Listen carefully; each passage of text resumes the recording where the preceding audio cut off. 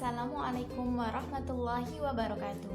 Dalam video kali ini, saya ingin sedikit membahas tentang perbezaan arti makna bahasa Melayu dengan bahasa Indonesia.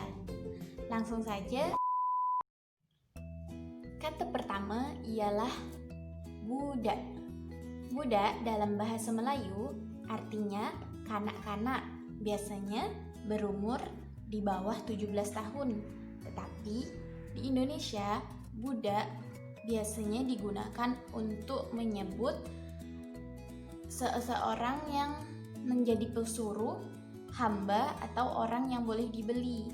Jadi kalau kita bercakap budak pada orang Indonesia yang belum paham, mungkin akan tersalah makna.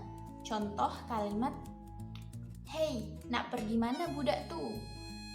Kita mengartikan dia, anak kecil ini nak pergi mana. Tetapi kalau kita bercakap kalimat ini di Indonesia, mungkin mereka akan tersalah paham. Macam kita mengatalah, "Hei budak tuh nak pergi mana?" Sebab budak untuk penyebutan orang yang berkasta rendah atau orang hamba, pesuruh, atau orang yang boleh dibeli. Yang kedua, kata duduk. Duduk dalam bahasa Melayu berarti dua. Duduk macam saya sekarang nih, atau duduk yang berarti keberadaan atau tinggal. Tetapi di Indonesia kita menggunakan duduk hanya untuk satu makna, yaitu duduk posisi macam saya sekarang nih, duduk. Jadi penggunaan kata duduk untuk artian keberadaan atau tinggal di Indonesia tidak dipakai. Kalau kita bercakap macam contoh, kita sedang bercakap di telepon, dia ada jauh dengan kita, lepas tu kita tanya kepada orang Indonesia tuh, "Hello, assalamualaikum, awak duduk mana?"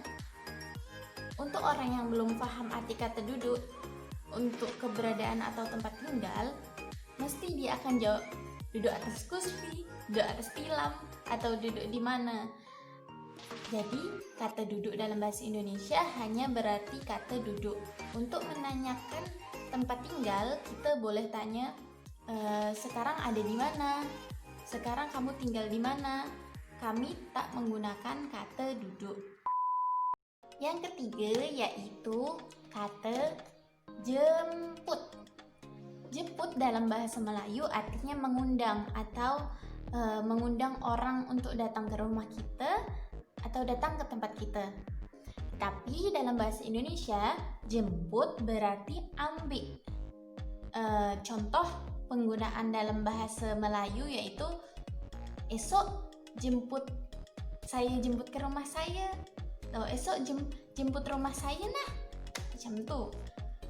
Bila kita cakap kepada orang Indonesia, dia akan faham dia kena ambil kita di rumah awak, bukan diri dia yang datang ke rumah awak. Sebab di Indonesia jemput artinya ambil. Kalau kita nak mengundang orang Indonesia yang belum paham bahasa Melayu lah, sepatutnya kita akan cakap undang. Sebab jemput untuk ambil, macam ambil di sekolah, ambil di tempat. Contoh anak kepada orang tua macam, "Ayah jemput kakak di sekolah ya." It's mean ayah ambil kakak di sekolah, bukan ayah dia kena jemput.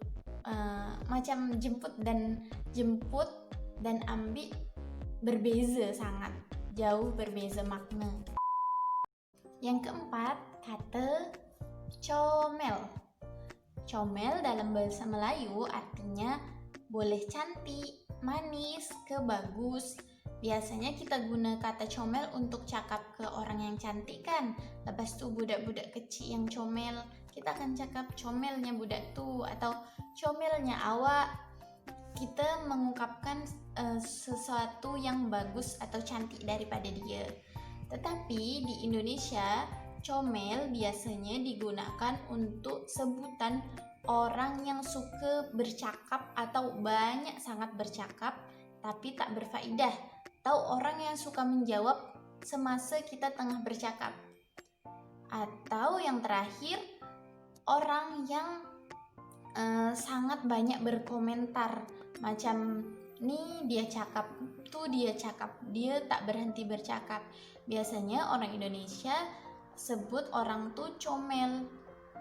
Jadi kalau awak datang Indonesia, lepas tuh awak dengar ada orang cakap, kamu comel banget sih, dia bukan tengah puji kita, dia tengah mengata kepada kita.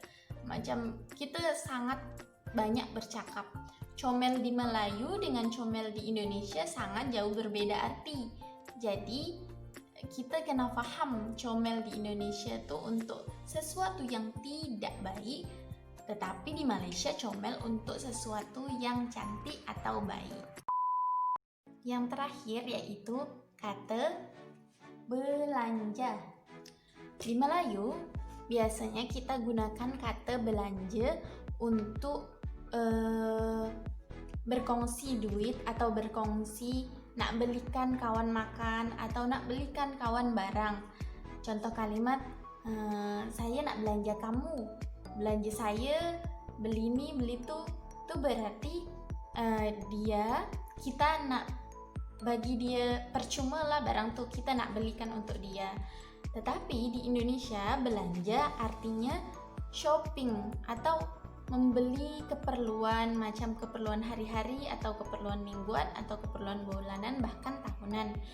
Jadi kalau di Indonesia ada yang cakap, ayo temenin saya belanja, it's mean bukan dia nak belikan barang untuk kita atau berkongsi duit nak belikan kita barang, tetapi dia nak kita temankan dia pergi shopping, ke pasar ke mall ke macam tuh. Jadi belanja dekat Melayu dengan Indonesia arti dia berbeza. So jangan salah paham lah kalau kita jumpa orang Indonesia yang tak paham, lepas itu kita cakap saya belanja kamu atau yuk belanja, itu mungkin dia tidak akan paham. Itu saja 5 perbezaan kata bahasa Melayu dan bahasa Indonesia, perbezaan arti kata bahasa Melayu dengan bahasa Indonesia. Mungkin 5 saja yang boleh saya bahas, sebab masih ada banyak sangat similar antara kata dalam bahasa Indonesia dan bahasa Melayu yang arti makna dia berbeza. Mungkin kita boleh bahas di video lainnya nah.